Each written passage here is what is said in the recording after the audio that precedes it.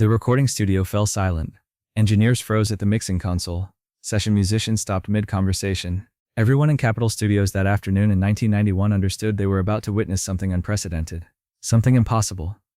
Natalie Cole stood alone in the vocal booth, headphones covering her ears, hands gripping the music stand for support she didn't realize she needed. Her eyes were closed. Her breathing was deliberately slow, controlled, fighting against the rising emotion that threatened to break through her carefully maintained professional composure. On the other side of the glass, producer Tommy LaPuma looked at the sound engineer and nodded once. A simple gesture that would change everything. The engineer pressed play. And suddenly, filling the studio through speakers and headphones, impossibly present despite being impossible, came the voice of Nat King Cole, singing Unforgettable, the original 1951 recording, isolated, cleaned, restored. Her father's voice, warm and intimate and achingly familiar, singing a song he'd recorded when Natalie was barely 2 years old. A song he'd sung 26 years before his death. A song he would now sing again, this time with his daughter. With his daughter. What happened in the next 3 minutes would be heard by over 18 million people. It would win multiple Grammy Awards, including Record of the Year and Song of the Year. It would become one of the most emotionally powerful recordings in music history. But the real story wasn't the technology that made it possible, or the commercial success that followed. The real story was what happened in Natalie Cole's heart the moment her father's voice filled that studio, bridging the gap between life and death, between past and present, between a little girl who lost her father and a woman who finally found a way to say goodbye. Before we understand the weight of that moment, we need to go back to 1965, back to a 15-year-old girl standing in her childhood home being told that her father would never come home again. Stephanie Natalie Maria Cole, known to the world as Natalie Cole, was born in 1950 into music royalty. Her father, Nat King Cole, was already one of the most successful recording artists in America. His voice was the soundtrack to post-war romance, his piano playing sophisticated enough to satisfy jazz purists while remaining accessible to mainstream audiences. But being Nat King Cole's daughter came with complications beyond the obvious privilege. Her father was often away, touring, recording, filming. When he was home, he was tired, depleted by the constant performance required both on stage and in navigating white spaces as a black entertainer. The music industry loved his voice but maintained careful distance from his personhood.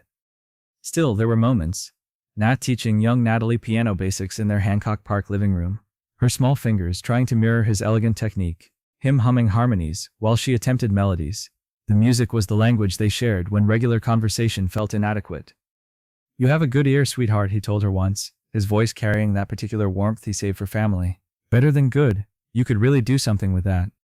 But he also warned her, in ways subtle enough that she wouldn't fully understand until years later. "This business will take everything from you if you let it. Everything you are, everything you love. You have to know when to hold something back. Just for yourself." Natalie was too young to grasp the weight of that advice. She just knew that her father's attention, when she had it, felt like sunlight. And when he was gone, which was most of the time, the house felt colder, quieter, less alive. In December 1964, Nat was diagnosed with lung cancer. Advanced, aggressive, the kind that didn't negotiate or offer second chances. He'd been a heavy smoker for decades, the habit born in smoky late-night jazz clubs and never abandoned despite Maria's pleading. The family tried to maintain normalcy through the treatment process, tried to believe that medicine and determination might overcome biology, but by early 1965 it was clear that belief wasn't enough. Nat King Cole died on February 15, 1965. He was 45 years old, far too young, far too talented, far too necessary to the people who loved him and the industry that had needed him. Natalie was 15, an age where you're old enough to understand death, but too young to understand its permanence. Old enough to grieve but too inexperienced to know how grief works, how it doesn't follow timelines or respect your need to move forward. The funeral was massive, befitting a man of Nat's stature. Hundreds of mourners, fellow musicians, celebrities, fans who felt personally connected to a voice that had soundtracked their lives, everyone praising his talent, his grace, his legacy. But for Natalie it wasn't about legacy, it was about loss. Her father was gone. The voice that had filled their home, humming in the kitchen, singing to himself in the study, warming up before shows, was silent. The possibility of future conversations, future piano lessons, future moments of connection had been erased by biology and tobacco and timing. She stood at the funeral, watching her mother Maria maintain composure through sheer force of will, watching strangers cry for a man they'd only known through recordings, and felt utterly alone despite being surrounded by hundreds of people. The grief was complicated by guilt she couldn't articulate. She'd sometimes resented her father's absence during her childhood, resented the way music took him away from family, resented sharing him with the world. And now he was permanently absent, and those old resentments felt small and shameful. I never got to really know him, she'd tell a friend years later. I knew Nat King Cole the performer. I knew the father who was there when he could be, but I never got to know the whole person, and now I never would. That incompleteness would haunt her for decades. After Nat's death, the Cole household changed fundamentally. The music that had been constant, Nat's records playing, his piano practice, his humming, stopped. Maria couldn't bear to hear his voice. It was too painful, too immediate a reminder of what was gone. For Natalie, this created an additional loss. Not only was her father dead, but his voice, the most essential part of how he'd existed in the world, had been silenced in their home. She couldn't listen to his records without her mother breaking down, couldn't sing his songs without feeling like she was disturbing a grief too massive to navigate around. So she tried to move forward, tried to build an identity separate from being Nat King Cole's daughter. She went to college, studied psychology and music, joined a band, started performing in small clubs, her voice revealing itself to be powerful, soulful, distinct from her father's elegant croon, but carrying echoes of his phrasing and emotional intelligence. But moving forward while carrying unresolved grief is like walking with a stone in your shoe. You can keep moving, but every step reminds you something isn't right. Natalie's early career showed promise. She had talent, charisma, and the inevitable boost that came from her last name. But she also carried the weight of impossible expectations. Every review compared her to her father. Every interviewer asked what it was like being Nat King Cole's daughter, rather than who Natalie Cole was in her own right. The pressure became suffocating, and like many people drowning in expectations they can't meet, Natalie found temporary relief in substances that made the drowning feel less urgent. By the mid-1970s, she'd had some chart success with songs like This Will Be and Inseparable, but she was also developing a serious addiction to cocaine and heroin. The drugs that were supposed to ease the pressure instead created new, more dangerous pressures. The need to use, the need to hide the using, the need to keep performing while falling apart. Her career suffered, relationships suffered, her health suffered. She was repeating patterns she'd seen in the music industry that had exhausted her father, except she was adding self-destruction her father had never indulged. By the early 1980s, Natalie had been through rehab twice. Both times sobriety lasted until the first serious stress appeared, and then the familiar escape route beckoned. She wanted to stop, wanted to honor her father's memory by being the artist and person he'd hoped she could become. But wanting wasn't enough. The third time she entered rehab, in 1983, something shifted. Maybe it was hitting bottom hard enough that the only direction left was up. Maybe it was finally understanding that using drugs to escape grief meant never actually processing the grief. Maybe it was just timing, and readiness, and exhaustion with her own patterns. Whatever the reason, it worked. Natalie got clean and stayed clean, but sobriety revealed all the emotions she'd been medicating, and central among them was the unfinished grief for her father, now compounded by guilt over wasting years he would have wanted her to use differently. She started listening to his records again, cautiously at first, then obsessively, trying to find in the recordings what she'd missed in life, trying to understand the artistry, the choices, the person behind the voice. Unforgettable became particularly important to her, the song her father had recorded in 1951, when she was barely more than an infant, the song that had become one of his signatures. Listening to it in her 30s, sober and raw, she heard things she'd never noticed before. The loneliness beneath the romance, the way he sang Unforgettable, that's what you are, like he was trying to convince himself that being remembered mattered. In 1991, Natalie's career was experiencing a resurgence. She'd released several successful albums, won Grammy Awards, established herself as a legitimate artist separate from her father's legacy, but something was still missing. Some final piece of unfinished emotional business. That's when producer David Foster approached her with an idea that seemed technologically possible but emotionally impossible. What if, he said carefully, knowing the suggestion might be painful, you recorded Unforgettable with your father? Natalie stared at him. My father's been dead for 26 years. I know, but his vocals exist. The original 1951 recording. We have technology now that can isolate his voice from the original arrangement, clean it up, and you could record a new vocal alongside his, a duet. Separated by 40 years, but together in the same song. The idea should have felt gimmicky, a technological stunt, trading on nostalgia and famous names. But something about it resonated with Natalie in a way she couldn't immediately articulate. This could be the conversation they never had, the collaboration they never got to share, the chance to stand beside her father, musically at least, and let the world hear what their voices sounded like together. I need to think about it, she told Foster. She thought about it for weeks. Talked to her mother Maria, who was initially hesitant. Your father's gone, sweetheart. I don't know if bringing his voice back serves him or you, or just serves the record company. But Natalie felt something different. This wasn't about resurrection or pretending death hadn't happened. This was about connection across the impossible divide, about honoring both what was lost and what remained. She called Foster back. "Let's do it, but I need to hear his vocal alone first, before we record anything. I need to know what I'm getting into emotionally." The session was scheduled for a Tuesday afternoon at Capitol Studios, the same building where her father had recorded most of his biggest hits. Walking into that space carried its own weight. Nat King Cole's presence was embedded in those walls, in the acoustic design, in the history that every musician who recorded there understood they were joining. Natalie stood in the vocal booth, the same booth her father had stood in decades earlier. The engineers had isolated his vocal from the 1951 recording, removed the original orchestration, leaving just his voice suspended in technological time. Tommy LaPuma, producing the session, understood this was more than just another recording. "Are you ready?" he asked through the talkback. Natalie nodded, not trusting her voice. The engineer pressed play. And there was her father. Not a memory, not a photograph, not a story told by relatives. Actually there, his voice filling the space around her with the same warmth and precision and aching elegance that had made him unforgettable. Unforgettable, that's what you are. Natalie's knees buckled slightly. She grabbed the music stand for support. Tears came immediately, unstoppable, not sad exactly, but overwhelming. The grief she'd carried for 26 years suddenly had a focal point. The father she'd lost was singing to her, for her, with her. She tried to maintain professional composure, tried to remember this was a recording session with engineers and musicians waiting, but the emotional dam had broken. She was 15 again, standing at a funeral. Except this time her father's voice was filling the silence instead of being swallowed by it. The track played through to the end. 3 minutes and 30 seconds that felt both infinite and too short. When silence returned, no one spoke for several seconds. Everyone in the control room understood they'd witnessed something beyond music, something intimate and sacred, and not entirely theirs to witness. LaPuma's voice came through the headphones gently. "Do you need a break?" Natalie wiped her eyes, took a shaky breath, and said words that surprised her even as she spoke them. "No, I want to sing with him. Right now. While he's still here." They recorded her vocal in 3 takes.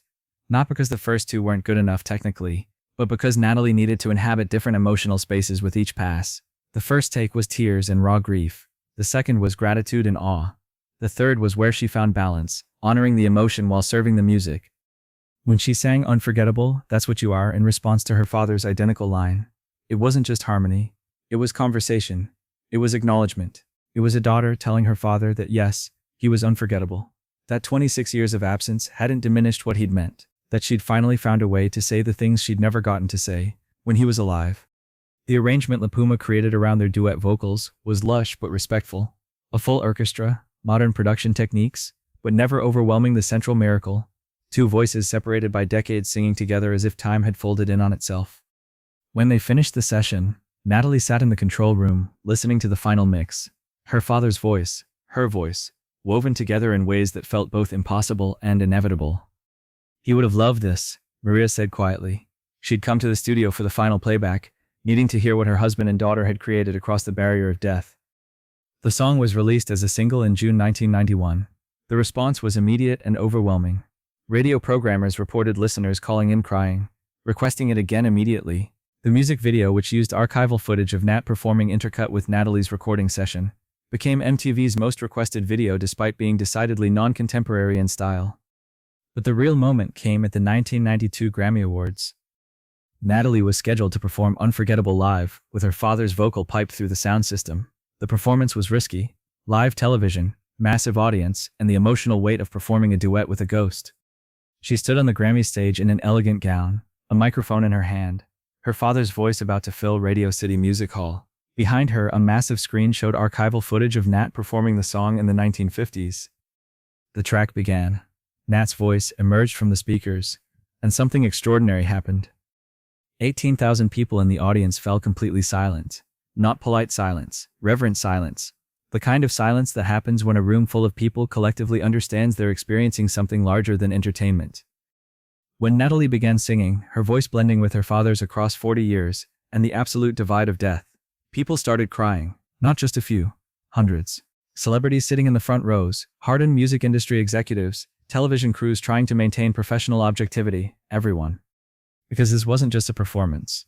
It was proof that love survives death. that art transcends mortality, that the bonds between parent and child exist in dimensions technology can't fully explain, but somehow managed to capture. Natalie sang the entire song looking at the screen showing her father, as if singing directly to him rather than to the audience. Her voice never wavered technically, but the emotion was nakedly visible. This was grief transformed into art, loss transformed into connection, absence transformed into presence. When the performance ended, the audience stood as one. The applause lasted nearly 5 minutes. Natalie stood on stage, tears streaming down her face, and felt something she hadn't felt since her father died: complete, whole, connected.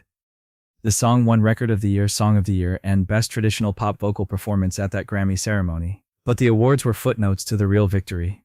A daughter had found a way to tell her father she loved him, that she understood him, that his absence had shaped her but not destroyed her. In interviews afterward, Natalie was asked repeatedly about the experience of singing with her father. "It healed something I didn't know could be healed," she said. "For 26 years I carried this grief that felt permanent, and then I got to sing with him, and the grief is still there, but it's different now. It's not about what was lost, it's about what remains." The success of Unforgettable led to an entire album of Natalie singing her father's songs with his original vocals. The album sold over 14 million copies worldwide, but more importantly, it gave millions of people permission to revisit their own grief, their own losses, their own unfinished conversations with people they'd loved and lost. Letters poured in from people who'd played the song at funerals, at weddings, at moments when they needed to feel connected to someone who was gone. The song became larger than itself, a cultural touchstone for the universal human experience of loving someone beyond their death. Maria Cole lived to see the success and to understand that her initial hesitation had been wrong. "Your father is singing again," she told Natalie, "not just on this record, through you. Every time you perform, I hear him, not because you're copying him, but because you understood him. That understanding is its own kind of duet." Natalie Cole continued performing and recording until her own death in 2015 at age 65. Kidney disease, hepatitis C, complications from the drug use she'd overcome decades earlier. But unlike her father's death, which left so much unsaid, Natalie died having completed the emotional work, having said what needed saying, having transformed private grief into public art that helped others. The technology that made the Unforgettable duet possible has since become commonplace. Holograms of dead performers tour concert halls. AI recreates voices for commercials and films. But there's something about that 1991 recording that remains unique. Maybe it's the historical timing, early enough that the technology felt miraculous rather than routine. Maybe it's the specific emotional circumstances, a daughter and father separated by decades of grief finding 3 minutes of connection. Or maybe it's simply that Natalie Cole and Nat King Cole were both unforgettable in ways that had nothing to do with technology, and everything to do with the capacity of human voices to carry love across any distance, even the distance between life and death. Today, Unforgettable has been streamed over 300 million times. A new generation discovers it without knowing the backstory, just responding to the beauty of two voices that sound like they were meant to sing together. And they were, not because technology made it possible, but because love made it necessary. The recording studio where they made that impossible duet still exists. Capitol Studios still books sessions, still creates music, but everyone who works there knows that on one particular afternoon in 1991, something beyond music happened in that space. A daughter found her father, a father got to sing with the child he'd left too soon, and the world was given proof that some connections can't be severed by anything, not even death. That's the real story of Unforgettable. Not a technical achievement or commercial success, though it was both. The real story is about what remains when someone dies, not absence, presence, not silence, song, not endings. Continuations in forms we can't predict but can sometimes, if we're very lucky, hear. 18 million people cried when they heard it. But they weren't crying from sadness, they were crying from recognition. Because everyone has someone they wish they could sing with one more time. Everyone carries unfinished conversations, unsaid words, love that outlasted the person it was meant for. Natalie Cole gave voice to that universal longing, and her father, 26 years gone, sang back. Unforgettable indeed.